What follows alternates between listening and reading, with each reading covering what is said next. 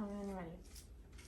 Hi, I'm Bree with Team Select, and I'm here with Mary Jo, and she's here to tell us about her journey with her son Aiden. So my first question for you is, give a little background on your child and how you got to where you are today. My son Aiden is 9 years old. He was diagnosed with autism at the age of 4, I believe. We kind of knew signs early on. One of them was he couldn't roll over. Mm-hmm. And the second sign, the big sign, was he couldn't stand up. So he would put his arms up like this for me to pick him up. Mm-hmm. And then he was walking. He was doing fine. But he couldn't get that fine motor and the gross motor, to push himself up. Mm-hmm. So that was the first big sign that something was wrong. And when I went to his doctor's appointment, his main doctor was kind of confused because he was hitting milestones, but a little bit late, 2 or 3 months as a baby or an infant, mm-hmm. A little bit later. And so he didn't really know what was going on, but he was hitting them, so he was happy. Well, then when that happened, I saw his face just like, what's going on? He even possibly thought maybe like not muscular dystrophy, but something in that realm. Mm-hmm. And so he sent us to Children's Hospital. And that's where we kind of started learning about, I didn't even know what autism was. I had never even really heard of it. Mm-hmm. So it was something new to me. But Dr. Nolan up in Denver at Children's Hospital did a wonderful job. Did the first evaluation with him and knew pretty much right away. Mm-hmm. We knew ADHD on top of it, even though they couldn't diagnose that right away. They were still able to say later on that yes, on top of the autism, which it goes hand in hand usually, yeah. Mm-hmm. The ADHD too.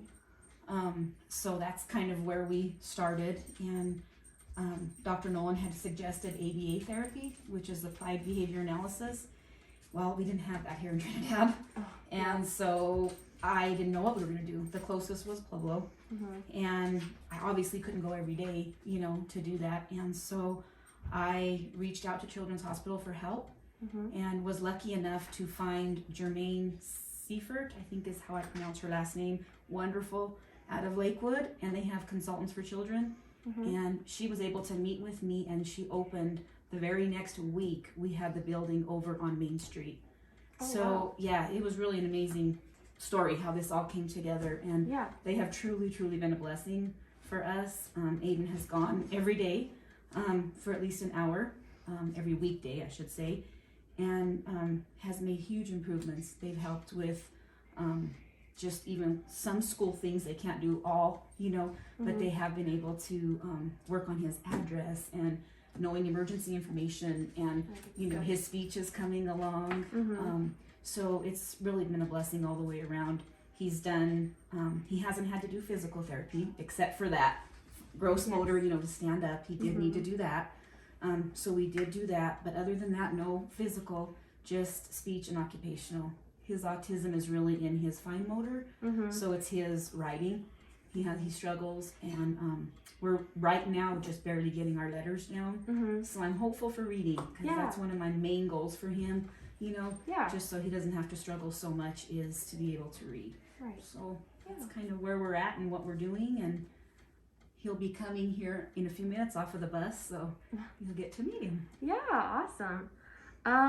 How has the diagnosis of autism positively affected your life? That's actually a really good question, and actually it's opened my eyes to a lot of things that I never even realized. Mm-hmm. Simple things that we take for granted, I didn't even really think about. For example, he loves to be outside. He loves just playing outside, jumping on his trampoline. As you'll mm-hmm. see, that's probably the first thing he's going to want to come home and do. And that's how I get him to make sure he's good in school. I said, as long as you're good, then we can go jump. If you have mm-hmm. a bad day, then, that's a red choice and not a good choice. So then we're not going to be able to jump today. So we'll see how he did in school and if he gets to do that. But so he opened my eyes to simple things, mm-hmm. that we kind of take for granted and don't mean to. Yeah. But just being outside, who thought just walking outside and going outside and breathing that fresh air mm-hmm. can be so much fun and such a good learning experience.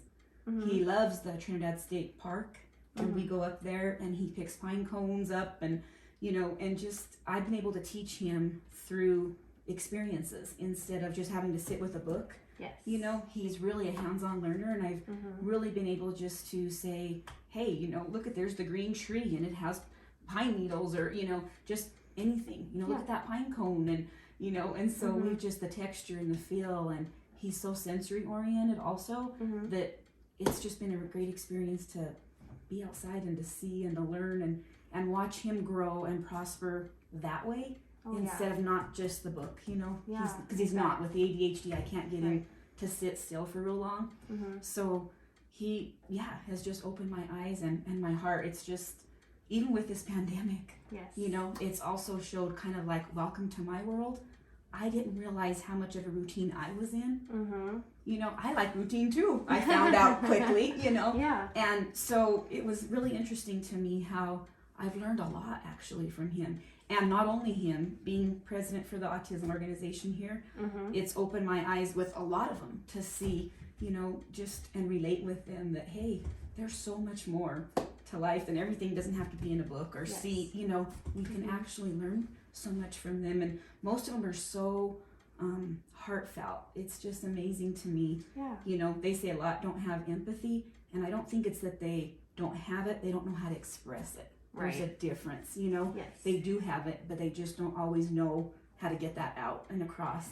And Aiden, as you'll see later on, is full of empathy. Just, he always has. I had a daycare here for 10 years, and I'd have the infants crying or whatever, and he was right there in the swing, or if I was holding them or whatever, you know, he wanted to see what's wrong. You know, why are they crying? Why are they sad? What is going on? So that kind of has been the positive thing for me, is just opening my eyes and my heart. Definitely. Okay, last question I have for you is, what would be the one thing you want the community to know about autism? Oh, the one thing. I think the one thing is understanding. I think that's, you know, where a lot of people still, and myself included, like I said, I didn't even know what autism was. And so it's new to some people, you know, and especially our rural areas that don't know as much about it. So I think just the understanding of it, that even though they're a little bit different and they have some different ideas, it's just different. It's not, they're not less, they're not wrong, they're not, you know, anything like that. It's just open your eyes to a little differency. You know, can you see it in a different way? You know, maybe look at it and say, hey, step back.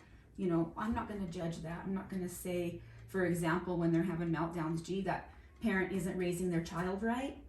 So, there's Aiden right there. If we can take a pause, or you